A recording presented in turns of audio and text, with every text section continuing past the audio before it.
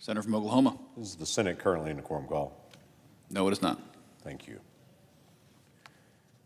Mr. President, I flew back to Washington, D.C. from the glorious state of Oklahoma on Monday. It's a normal flight for me to be able to fly in on a Monday morning. As I landed the DCA airport, stepped off the plane and squeezed out of my coach seat where I've been in for the last 3 hours, walked off the plane and into the terminal, and there was a line of police officers on both sides of the gate. They were an honor guard from all over the country. And as I walked off the plane, I realized there's a family member of the fallen on my same plane. And I didn't know it. Many Americans may not know that this is Police Week. It's a week when the nation stops to be able to pause to thank all those police officers that serve around the country that literally put their lives on the line every single week for our country. Every week. My colleague Ashley Moody, she's helping co-host this time of when we have a conversation about Police Week and what it means to do law enforcement in America now. Now, she's not only a great senator from Florida, but she's also the wife of the deputy police chief of the Plant City Police Department in Florida. She knows what it means to be able to hug a loved one, look them in the eye and say, "Stay safe out there." She knows exactly what that means. And as I stepped off the plane on Monday and walked through the middle of that honor guard as they were looking for a family member to step off somewhere on that plane, what they were looking for this week was the family of a fallen police officer to step off that same plane that they were going to escort into Washington, D.C., because this week their loved one's name is being added to the list of law enforcement that have died in the line of duty. It's a painful reminder of the reality of what it means to be in law enforcement. You get up every day and you take care of your neighbors. Some days you're pulling over a reckless driver and trying to be able to protect the rest of the community from someone who's had too much alcohol, smoked too much marijuana. By the way, I think any is too much, but that's a different conversation for a different day. For that person, they're going to try to protect the rest of society from their dangerous acts. It's that moment when we're in traffic and we're driving down the road and a car whips around us at 90 miles an hour and weaves through traffic, and we think, I wish there was a police officer here to take care of that. They are out there. Some of them are going to get up this morning very early and do a warrant service. Someone who's violated the law, that they're going to be able to actually get to their house maybe at 3 in the morning and to try to be able to arrest them before there's an incident. There's some of them that are actually, there's a shot being fired in an apartment complex somewhere, and as everybody else scatters, they turn on their lights and drive towards the sound. They're law enforcement. It's what they do. They get up every day. They put on a vest to be able to protect the center of their body because they know at any point during the course of the day they could be facing danger coming right at them. And they serve their community. It's always interesting to me when I often ask people their thoughts and beliefs about law enforcement. And I say the real test of what you think about police is when you're driving down the highway and you look in your rearview mirror and you see an officer right behind you. That's always your test of what you actually think about police, is that first emotion. Is that first emotion, oh no? Or is that first emotion, I feel safer, there's a police officer right behind me? You see, those law enforcement officers literally spend every day protecting total strangers that live in their community. They work very long hours, a lot of times in isolation, and they go into dangerous places often first by themselves because they care about their community. In the past decade, there seems to have been a shift in attitudes about law enforcement. For some reason, it's become trendy to be able to attack law enforcement, to belittle them, to demand we defund police departments entirely. to be able to criticize them from every sort of thing. And I would tell you, every police officer I talk to will say, hey, we're all humans too. We make mistakes as well, just like everyone else. But for some reason, law enforcement doesn't seem to get the same grace everybody else gets. When someone gets pulled over and gets a warning, they're grateful for the grace. But when the news hits of a police officer doing something, it seems the community doesn't want to give them a warning, wants them to always get consequences. And what I hear from most law enforcement that I know is, hey, we're just one of everybody else. But the difference is we've dedicated our lives to protecting people that will cuss us out and will literally lie to us all day long. But we're still committed to protect them. That's what they do. They literally get into a dangerous situation, as has happened recently in Oklahoma, that could have been shots coming at them or an attack coming at them, but instead that person turns the weapon on themselves. And law enforcement immediately moved from trying to protect the community and protecting themselves to jumping in immediately and trying to save the life of the person who just started attacking them. How many people would do that? Law enforcement does it every day. Every day. There's an old adage in tax policy: if you tax something more, you get less of it. Raise the taxes on it enough and people just stop buying it. You know, it works exactly the same with criticism. If you criticize something more and more and more, you get less and less and less of it. I remember a day when I was growing up that everybody wanted to be a police officer because everyone had respect for police officers. And now there's a generation growing up that all they've heard is criticism of law enforcement. And you know what? It's hurting recruiting. Why don't we look people in the eye and see them for who they are? They're folks that get up every day, defend their neighbors, do what they can to bring calm to a crazy, chaotic situation, and serve total strangers. I have the benefit of my dad being a small-town cop for decades.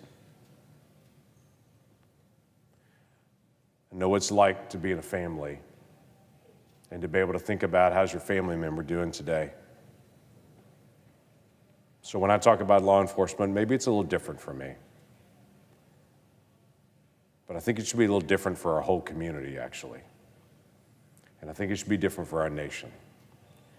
So in this police week, I have two things to say.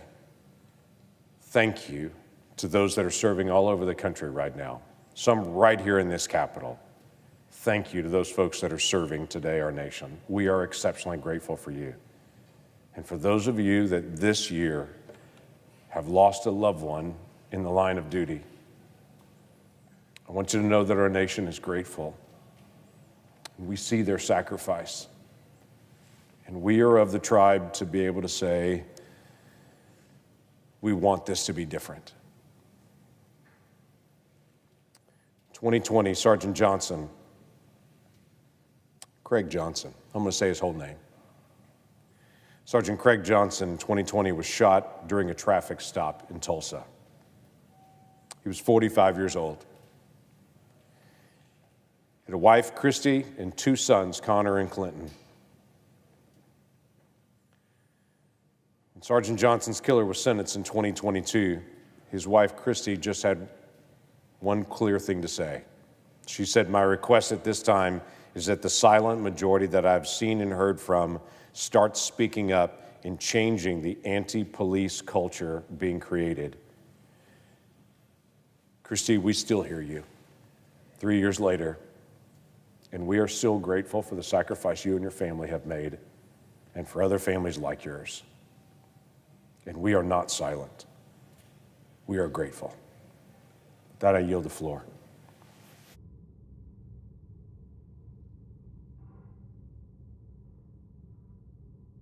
Mr. President.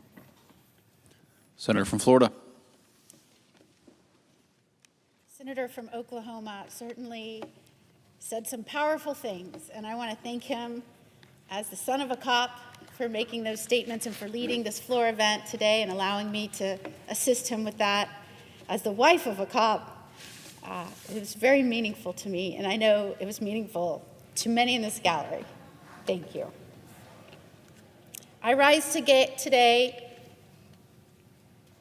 in celebration of officers, but with solemn reflection during National Police Week. It is a time when our nation pauses to honor the men and women of law enforcement and to remember those who have made the ultimate sacrifice in the line of duty. And certainly, as the newest senator of the United States Senate, it is an honor for me to be here on the Senate floor to lead this floor event and these speeches that show united support for the men and women that serve. I want to thank Sheriff Bill Prummel from Charlotte County, who is here with us. He is also the president of the Florida Sheriff's Association. So we have 67 sheriffs within our state. He leads the herd of them, and we are grateful that he is here along with other men and women of law enforcement from Florida. He is certainly a hero that I have become friends with and respect, not just for the person he is, but for the person he was when he chose to take the oath and wear a badge. I think that takes a really selfless, special, brave person. And I know we have students with us and visitors here today in the gallery, and I would like him to stand so that they can recognize and see a true Florida hero. Thank you, Sheriff Prummel. Police Week is more than a yearly tradition. It is a promise that we will never forget, that we will never take for granted the courage it takes to wear that badge, and that we will never stop saying the names or praying for the families of those that we have lost. Every day, officers across this country put on their uniforms, they put on the badge, and they put on a bulletproof vest, not knowing what that day will hold. And they do so out of a deep commitment and love for the community that they serve. They stand in the gap so that others may live in safety and peace. But that comes with risk. In Florida, I say time and time again, and we pride ourselves, we may have a bit of a debate and a friendly competition here, but I believe we will win, that we are the most pro-law enforcement state in the nation. Our leaders back the blue, tan, and green, and we do whatever it takes to help those brave officers do their jobs. And today we gather to honor those who gave everything in service to that oath. In honor of National Police Week, I was proud to join a bipartisan resolution designating May 11th through 17th as National Police Week. This Police Week resolution reiterates our unwavering support for law enforcement officers across this nation.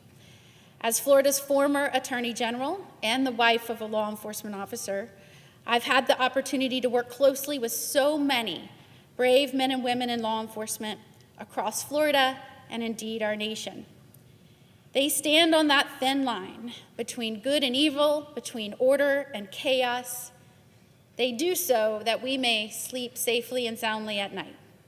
And this week we remember not only the uniforms and titles, but the lives, the people behind them. I would like to recognize and ask for a moment to honor the following Florida heroes who gave their lives over the past year while protecting our communities. Deputy Sheriff William May from Walton County Sheriff's Office, Sergeant Elio Diaz from Charlotte County Sheriff's Office, Deputy Sheriff Ignacio Dan Diaz from Palm Beach County Sheriff's Office, Deputy Sheriff Ralph Butch Waller Jr. from Palm Beach County Sheriff's Office, Corporal Louis Paez from Palm Beach County Sheriff's Office, Corrections Officer Bradford McNew from Jacksonville Sheriff's Office, Police Officer Jeremy Boykins from West Palm Beach Police Department, and Master Deputy Sheriff Bradley Michael Link from Lake County Sheriff's Office, Trooper Zachary Fink from Florida Highway Patrol. Each of those names represents not only a terrible loss to our state, but they leave a legacy of bravery, selflessness, and unwavering service. To the families, friends, and fellow officers of those we lost, we see you, we stand with you, we grieve with you, and we continue to pray for you.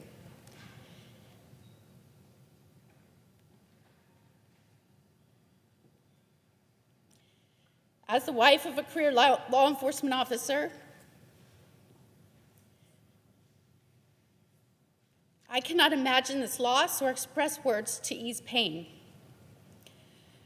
But we offer our deepest gratitude and our support, and we are here for you in every way possible. And thank you that you stood by them while they stood for us in ensuring our communities could live in peace and safety. Your loved ones were the heroes, the Florida heroes, and their memories live on in the communities that they protected and the lives that they touched. And to every active duty officer here in Washington, D.C. this week for National Police Week, and those back at home protecting our communities right now as I'm speaking on the Senate floor, thank you for your courage. Thank you for answering this important call to stand strong and brave on that line. Thank you for serving even when it's difficult, even when it's dangerous, and even when it comes at great personal cost. And on a personal note, please let me thank those families that stand behind you. They stand behind you even when there is an unpredictable schedule, even when there are unique stressors that you bring home. Thank you to those families for loving and supporting our brave Florida heroes. And let us carry forward the legacy of the following: duty, honor, and service. Those indeed were the mission and the dedication and service of those that we have lost. That is how they lived their lives every day. They stood for something greater than themselves. Thank you so much, Mr. President, and I yield the floor. Senator from Missouri. Thank you, Mr. President. I rise today for National Police Week to honor the courageous men and women of law enforcement in Missouri and across our great country.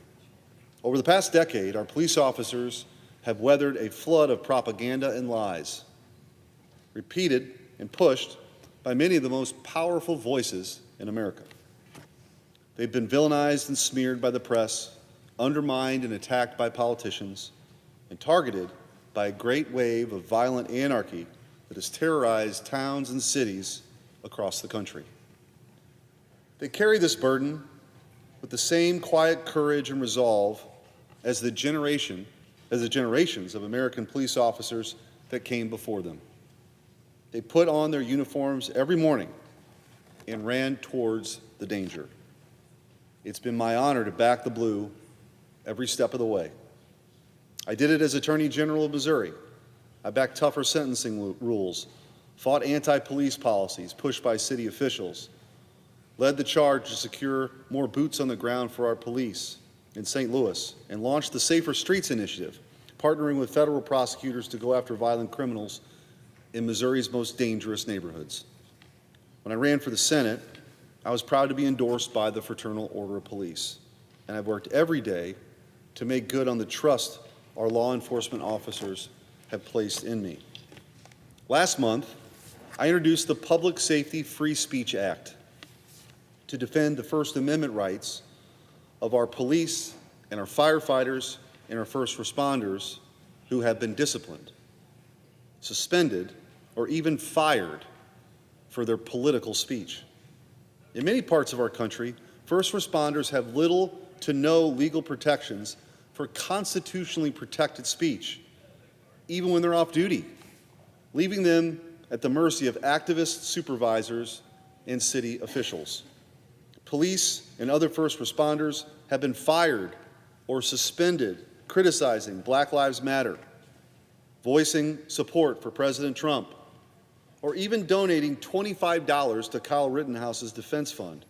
That's wrong, and our bill would make it right. If you want to know the kind of danger our first responders face every day, look at what happened just a few weeks ago. On April 27th, a Kansas City first responder was brutally murdered by a known criminal who'd been released from custody shortly before the attack. His name is Graham Hoffman. He was just 29 years old. He was stabbed to death while trying to save someone's life. In the wake of that tragedy, I announced that I'll be working with our brave firefighters here in Washington, D.C. and around the country and other first responder groups to introduce a bill to increase federal penalties for killing or assaulting first responders. Those who would assault or kill police officers and first responders should know that they will face swift and devastating justice. It's no coincidence that the radicals who seek to dismantle our civilization have our law enforcement officers in their crosshairs. They know that our policemen are the guardians of law and order.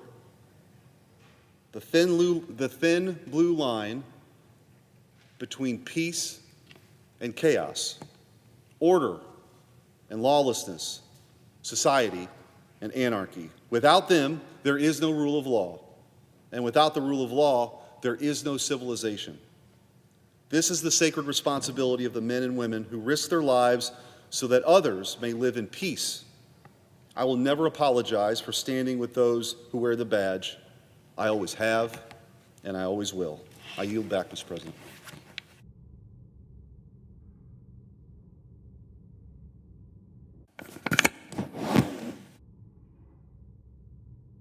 Mr. President, Senator North Dakota.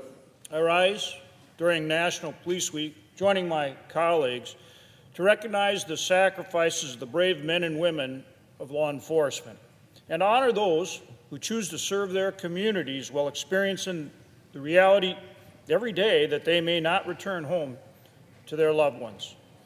It was nearly 2 years ago that I stood on the floor here in the U.S. Senate and spoke about one such example of that self-sacrifice in my state of North Dakota.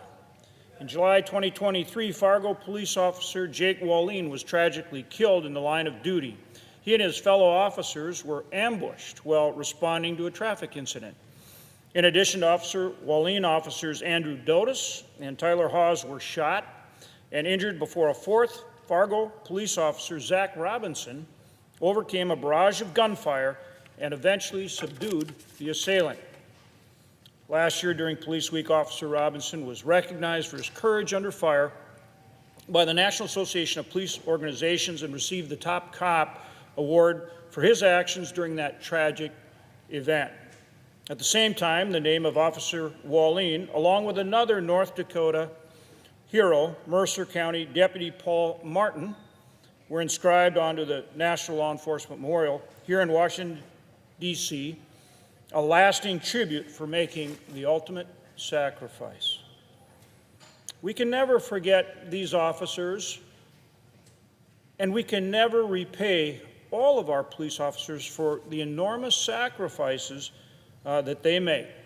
But we can continue to show respect for law enforcement, honor those we've lost, and recognize the sacrifices of their families and their loved ones. To honor our men and women in blue, I helped introduce a resolution along with my colleague from Missouri and others commemorating the National Police Week and paying tribute to their bravery.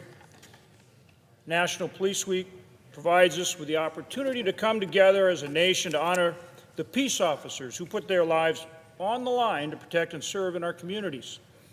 In addition, our resolution recognizes and honors the 233 law enforcement officers that were killed in the line of duty during 2024. Unfortunately, this number has increased since 2023, when 220 law enforcement officers died in the line of duty. The recent examples we've seen of law enforcement officers being targeted, even in broad daylight, are unacceptable. That's why I've also helped introduce the Thin Blue Line Act, legislation to increase penalties for criminals who target law enforcement and first responders. And I encourage my colleagues to support legislation like this to protect the men and women of law enforcement. As we again mark National Police Week, let us recognize the selflessness and commitment of our police officers and the sacrifices they make on behalf of our communities. Today and every day, we recognize the bravery and dedication of our law enforcement to keep our communities safe. They are our neighbors, our friends, our family, and our leaders in our communities. May God bless our peace officers and keep them safe. With that, Mr. President, I yield the floor.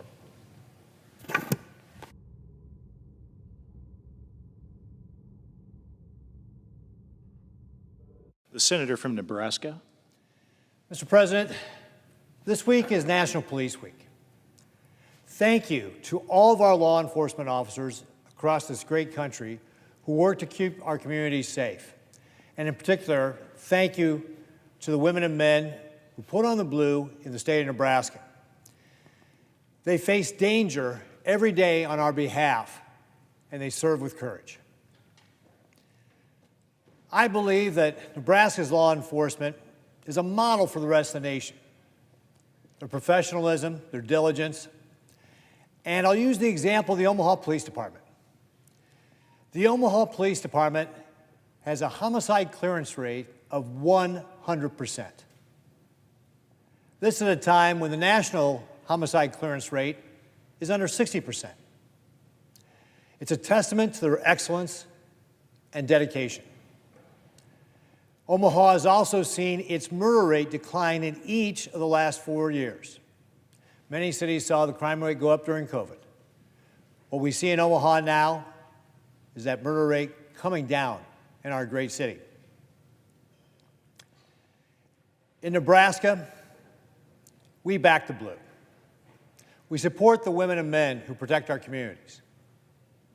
It's one of the things I'm very proud of Nebraskans and the way they do this. We give them the tools, the training, and we have strong laws. In Omaha, we have a prosecutor, Don Klein, who prosecutes the criminals. We have a great police chief who enforces the law. And that's one of the reasons why we're able to bring down, for example, the murder rate. When I was governor, we passed one of the most comprehensive law enforcement and public safety packages in our state's history. We were able to create hiring bonuses for our police departments to be able to help attract and retain law enforcement officers. We increased the educational benefits, the retirement benefits. We invested in our law enforcement training center to be able to do a better job training our officers. And we invested in our crime lab to be able to help our law enforcement agencies solve those crimes and be able to provide that justice to the victims of crime. All this is because we in Nebraska support the blue. Americans want this Congress to support our law enforcement officers as well, just like we do in Nebraska. I'm also very proud of the work our law enforcement did when we had the southern border crisis under Biden. Joe Biden's lack of attention and terrible policies led to a flood of illegal drugs coming across our southern border.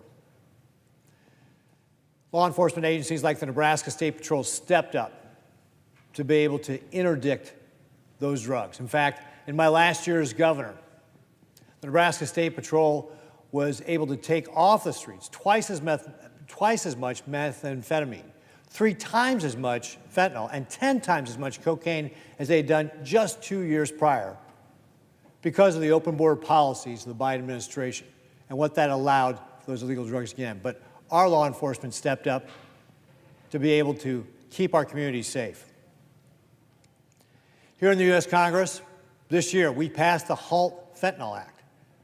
That will create stronger penalties and make sure that fentanyl is listed as a Schedule I drug. When you have stronger penalties, you're going to have tougher sentencing and less fentanyl in your streets. That's important because we in Nebraska have seen the tragedies of fentanyl overdoses. Taryn Lee Griffith was a young mom whose life was taken because she took a pill that was laced with fentanyl. These are the stories that we want to end. We've got to make sure our young people are not being killed by the scourge of fentanyl. I'm continuing to work with President Trump to secure our border, to give some relief to our law enforcement officers across this country so that they don't have to continue to see stories and tragedies like Taryn Lee Griffith.